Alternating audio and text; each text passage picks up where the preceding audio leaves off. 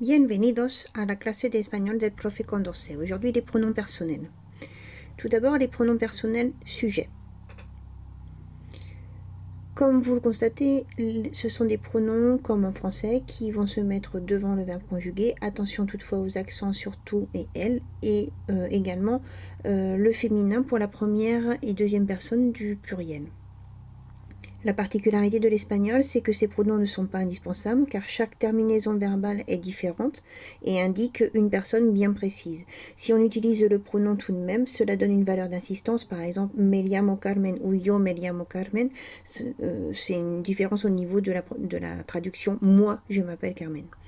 Les pronoms personnels compléments non introduits par une préposition, c'est-à-dire que ce sont des pronoms personnels devant lesquels il n'y aura pas de préposition.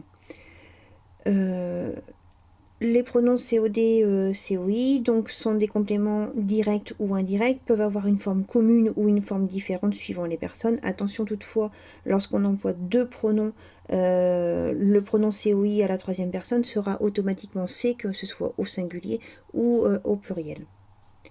Les exemples, je t'appelle demain, donc là, même syntaxe qu'en français. Par contre, dans le deuxième exemple, tu le lui diras. Lorsque deux pronoms se rapportent au verbe, l'ordre est le suivant. Tout d'abord le pronom indirect, ensuite le pronom direct. Et le pronom indirect troisième personne sera alors C, comme nous l'avons vu dans la diapositive précédente. Attention toutefois à ce qu'on appelle l'enclise. Ce sont des pronoms que généralement on va mettre devant le verbe conjugué, sauf lorsque le verbe est à l'infinitif, à l'impératif ou au gérondif, comme dans l'exemple. Os va venir s'accrocher derrière le verbe decir car il est à l'infinitif.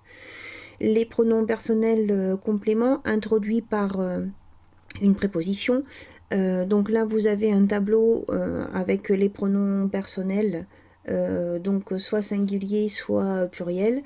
Attention aux accents, hein, par exemple sur mi qui prendra un accent, et également avec la préposition con qui va donc avoir une particularité, comme dans le deuxième exemple, contamos contigo, le pronom va se changer en tigo accroché à la préposition con, et ce sera la même chose conmigo, consigo pour la première et troisième personne du singulier. Donc, en résumé, il faut faire attention à la fonction du complément, s'il y a une préposition ou pas, et également s'il y a une enclise ou pas. Maintenant, c'est à vous. Au revoir, à très bientôt.